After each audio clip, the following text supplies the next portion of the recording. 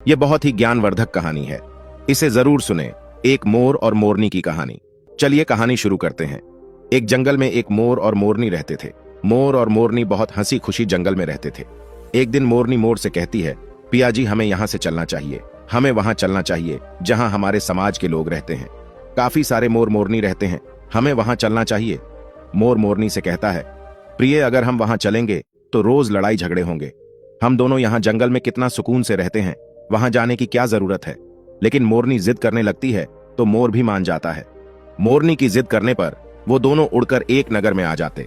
उस नगर का राजा पशु पक्षियों की भाषा को अच्छी तरह से समझता था। उस राजा ने कराव शास्त्र की पढ़ाई की थी। कराव शास्त्र का मतलब यही होता है कि पशु पक्षियों की भाषा को समझ पाना। हर जीव जंतु की आवाज को वह बखूबी समझता था कि वह क्या कह रहा है। दोनों मोर और मोरनी उसी नगर में आ जाते हैं। एक दिन की बात है, राजा अपनी रानी से कहता है कि हे रानी, मुझे बहुत तगड़ी भूख लगी है, आप मुझे भोजन खिला दीजिए। राजा की रानी 36 प्रकार के भोजन बना करके एक हाथ में पानी का लोटा और दूसरे हाथ में खाने की थाली लेकर राजा के पास पहुंचती है। रानी जैसे ही भोजन का थाली राजा के सामने रखती है तो एक चावल का टुकड़ा नीचे गिर जाता है। वहीं पर कुछ चींटियां घूम रही थीं। तभी एक चींटी चावल के टुकड़े लेकर वहां से जाने लगती है। राजा बैठा सब घटना को देख रहा था। उस चींटी के पास में तुरंत ही एक बड़ा चींटा आता है और वह चींटा उस चींटी से कहता है, हे प्रिय, यह चावल का टुकड़ा मुझे दे दीजिए और तुम वापस जाओ और उस राजा की थाली से दूसरा चावल का टुकड़ा लेकर आओ। उनकी बातों को राजा पूरी तरह से सुन रहा था, क्योंकि राजा हर जानवर, पशु और पंछी की भाषा को समझ सकता था। तो राजा वहीं बैठा रहा था जब चींटा चींटी से यह बात कह रहा है कि नहीं, मैं नहीं जाऊंगी। अगर यह बात राजा को पता चल जाएगी तो राजा मुझे मार देगा। फिर चींटा चींटी से कहता है कि तुम जाओ, राजा को नहीं पता चलेगा।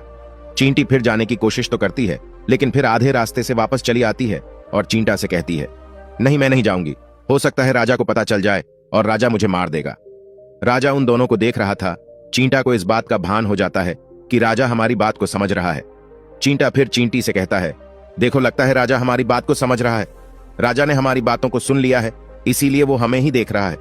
चींटा चींटी से कहता है, अगर राजा ने हमारी बातों को सुन लिया है और राजा किसी और को बताया तो उसी समय पत्थर का बन जाएगा। राजा चींटा और चींटी की बात को बखूबी सुन लेता है और समझ लेता है। राजा इस बात को सुनकर हंसने लगता है। जैसे ही राजा को हंसी आने लगती है, राजा की रानी रसोई से बाहर आती है। वह जैसे ही रसोई से बाहर निकलती है, राजा उसे हंसते हुए दिखाई देता है। रानी राजा को हंसते हुए देखकर सोचने लगती है कि शायद मुझसे कोई गलती हुई है, इसीलिए राजा साहब हंस रहे हैं। रानी राजा के पास आती है और कहती है, हे महाराज, क्या मुझसे कोई पाप हुआ है? क्या मुझसे कोई गलती हुई है कि आप इतनी जोर से हंस रहे हैं? राजा रानी से कहता है, नहीं, ऐसी कोई बात नहीं, मुझे बस यूं ही हंसी आ गई। रानी जिद करने लगती है और कहती है, आपको मुझे बताना पड़ेगा कि आप क्यों हंस रहे थे।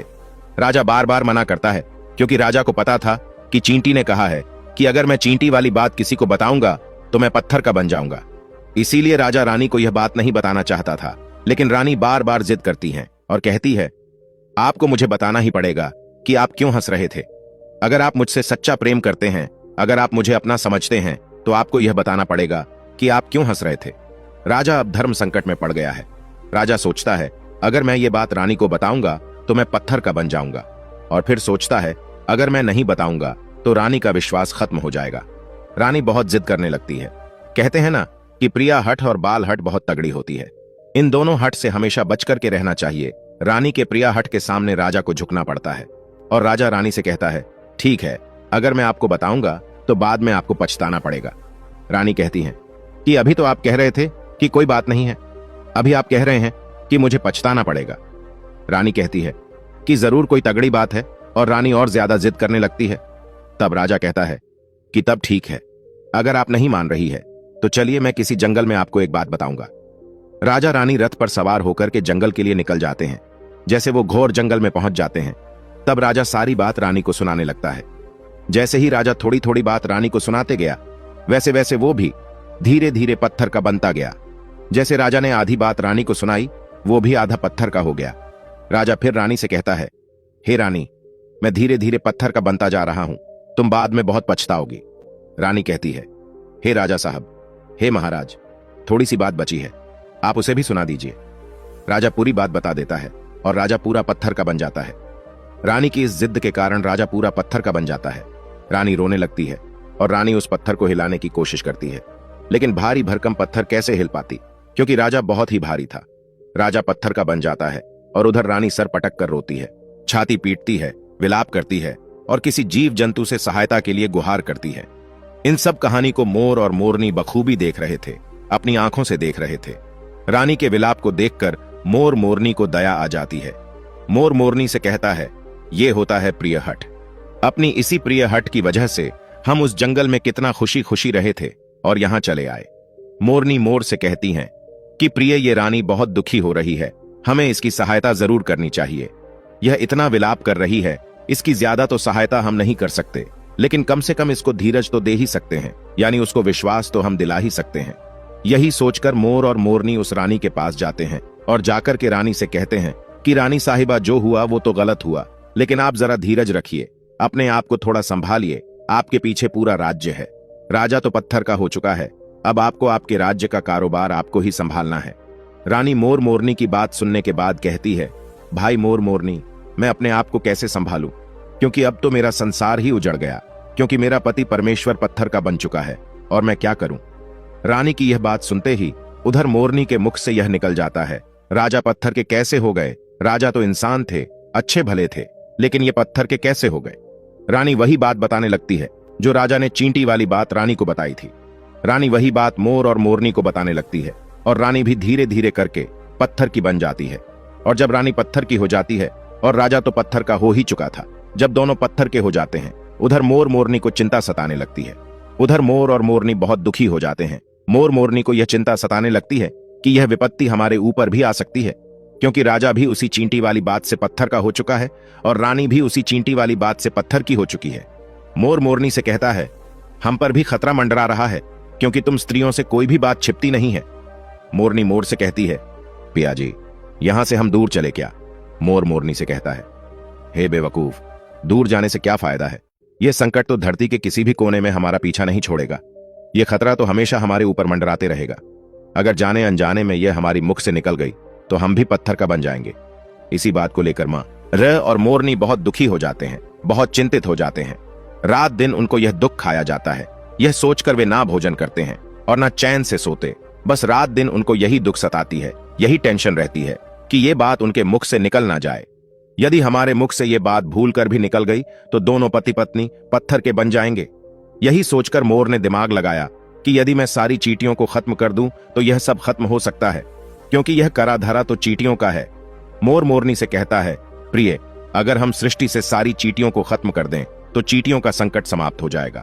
और मोर मोरनी इस बात से राजी हो जाते हैं और सभी चींटियों को मारकर खाना शुरू कर देते हैं। मोर और मोरनी का इतना आतंक हो गया था कि सभी चींटियां डर के मारे और बिल खोद करके धरती के अंदर जाकर छिप गईं। मोर और मोरनी ऐसी निगरानी रखते हैं कि उन्हें जहां भी चींटी दिखती है तुरंत दबोच लेते हैं। कोई भी चींटी मोर और मोरनी के इस आतंक के वजह से बाहर ही नहीं आती थी। सभी चींटियों ने जमीन के अंदर अपना बिल बना दिया और जमीन के अंदर ही जाकर बैठ जाती। काफी समय बीतने के बाद चींटियों को भूख सताने लगी, क्योंकि भोजन तो बिल में मिलता नहीं, भोजन तो बाहर मिलता है। जैसे ही भोजन लेने के लिए चींटी बाहर आती, मोर उसे दबोच लेता है और उसे जान से मार देता। एक चींटी और एक चींटा बिल के अंदर भोजन के लिए तड़पते हुए श्री हरि विष्णु का जोरदार भजन करने लगे। भक्ति करते करते उन्हें यह भी मालूम नहीं था कि वह कहां है कहां नहीं है। वे घोर तपस्या में लीन हो गए। अंत में जाकर श्री हरि विष्णु उन्हें दर्शन देते हैं और भगवान विष्णु कहते हैं, चींटी, चिंटा, जो तुम्हें मांगना है मांग सकते हो, हम तुम्हारी भक्ति से प्रसन्न हैं। क्योंकि चिंटा और चींटी ने निरंतर भक्ति की थी, ना ही कोई जल ग्रहण किया, ना ही अन्न। इसलिए भगवान विष्णु बहुत जल्दी प्रसन्न हो गए और आकर कहने लगे, जो तुम्हें मांगना है मांग सकते हो, हम तुम्हारी भक्ति से बहुत प्रसन्न हैं। उधर चिंटा और चींटी ना जाने कितने दिनों से भूखे और प्यासे थे। दोनों एक ही बात कहते हैं, हे प्रभु, अगर आप हमें वर देना चाहते हैं तो हमारे पेट में गांठ लगा दीजिए।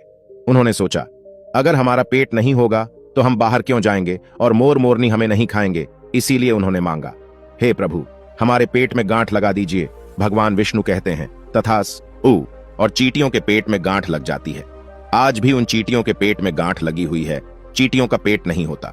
फिर चिंटा और चींटी भगवान विष्णु से कहते हैं, प्रभु, हमारे पेट में तो गांठ लग गई है, लेकिन अभी भी हमें मोर और मोरनी से खतरा है। मोर और मोरनी हमारे इंतजार में अभी भी ऊपर जमीन पर बैठे हैं और जैसे ही वे लोग हमें देखेंगे वो हमें मार देंगे। भगवान विष्णु मोर से कहते हैं, हे मोर, तुम चींटियों का शिकार करना बंद कर दो, इसमें चींटियों का कोई दोष नहीं है। जो दोषी था वो राजा था, क्योंकि राजा ने कराओ शास्त्र की पढ़ाई की थी, इसीलिए वह सभी जीव जंतु की भाषा को समझने में सक्षम था। उसके साथ साथ वो जिन भाषा को समझता था उनका रूप बदलने में भी सक्षम था। पशु पक्षियों का वह रूप धारण किया करता था, और जब वह राजा रूप धारण करता था उन पक्षियों के साथ संभोग भी किया करता था। और जब वह पशु पक्षी गर्भ धारण करते थे तो वह उन्हें छोड़ करके इंसान बन जाता था, और फिर ऐसी पशु पक्षियों पर वह जोर से हंसता था। इसकी ऐसी मूर्खता के कारण ही आज यह राजा पत्थर का बना पड़ा है। मोर कहता है, हे प्रभु, उनकी पत्नी का, उनकी रानी का क्या दोष है? श्री हरि विष्णु कहते हैं कि उनकी पत्नी भी उनके इस पाप में भागीदारी है, क्योंकि उनकी पत्नी अगर उनको रोकती तो वह इतना बड़ा पाप नहीं करता। इसीलिए उनकी रानी भी इस पाप की भागीदारी है, इसलिए आज वो भी पत्थर की बन चुकी है। श्री हरि के समझाने के बाद मोर उनसे कहता है, हे प्रभु, पर इस बात को हम किसी और से कहेंगे जो कि रानी ने हमें सुनाई है, तो क्या हम पत्थर के बन जाएंगे? श्री हरि विष्णु कहते हैं कि तुम्हारा यह श्राप अब समाप्त हो चुका है, तुम्हें किसी से कहने पर कोई फर्क नहीं पड़ेगा। आप किसी से भी कह सकते हैं, तुम्हारे ऊपर से खतरा टल चुका है। मोर और मोरनी बड़े प्रसन्न हो जाते हैं, उनकी खुशी का कोई ठिकाना नहीं था। श्री हरि विष्णु अंतर्ध्यान हो जाते हैं और चले जाते हैं, और इधर मोर मोरनी का खुशी का कोई ठिकाना नहीं था। अगर किसी जानवर को, किसी पशु को खुशी होती है तो वह झूमने लगता है, नाचने लगता है। यही बात मोर के साथ हुआ। मोर को जब यह पता चला कि उनके ऊपर से खतरा टल चुका है तो वो खुशी में नाचने लगा, जोरदार नाचने लगा। उसकी खुशी का कोई ठिकाना नहीं था, वह खुशी के मारे पागल हो रहा था। फिर जैसे ही मोर खुशी के मारे अपने पैरों के नीचे देखता है कि फटे बदसूरत पैर मोर के बने हुए थे, मोर अपने पैरों को दे कर रोने लगता है।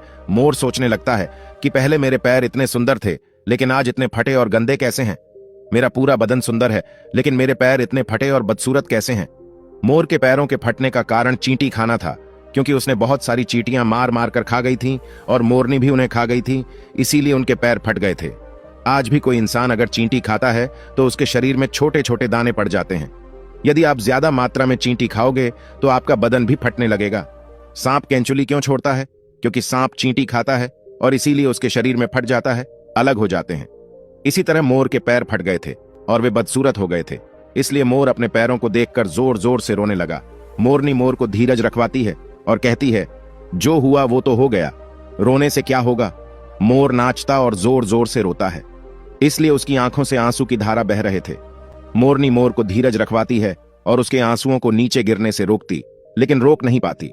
मोरनी के हाथ तो है नहीं, लेकिन अपनी चोंच से एक एक आंसू को उठाती और अपने मुख में रखने की कोशिश करती, लेकिन कितना अपने मुख में रखती, सीधे मोरनी के पेट में चले जाते। इस तरीके से हर बार मोरनी मोर के आंसुओं को रोकती और मोर नाचता और खूब जोर जोर से रोता। मोर के आंसुओं को देखकर और मोरनी के प्यार को देखकर भगवान श्री हरि फिर से दर्शन देते हैं और मोरनी को आशीर्वाद देते हैं और कहते हैं कि तुम्हारा प्रेम ऐसे ही सदा बने रहे। इस आशीर्वाद के वजह से, अब इसे आशीर्वाद समझिए या श्राप, इसकी वजह से मोर कभी संभोग नहीं कर पाता, क्योंकि मोर जब नाचता है तो उसकी आंखों से आंसू गिरते हैं और उन आंसुओं को मोरनी चुकती है और उसी आंसुओं के कारण मोरनी गर्भवती हो जाती है। भगवान श्री हरि मोर और मोरनी को आशीर्वाद देते हैं और कहते हैं कि तुम्हारी भक्ति धन्य है और तुम धन्य हो। एक समय ऐसा भी आएगा कि तुम्हारे पंख को मुकुट बनाकर धारण करेंगे।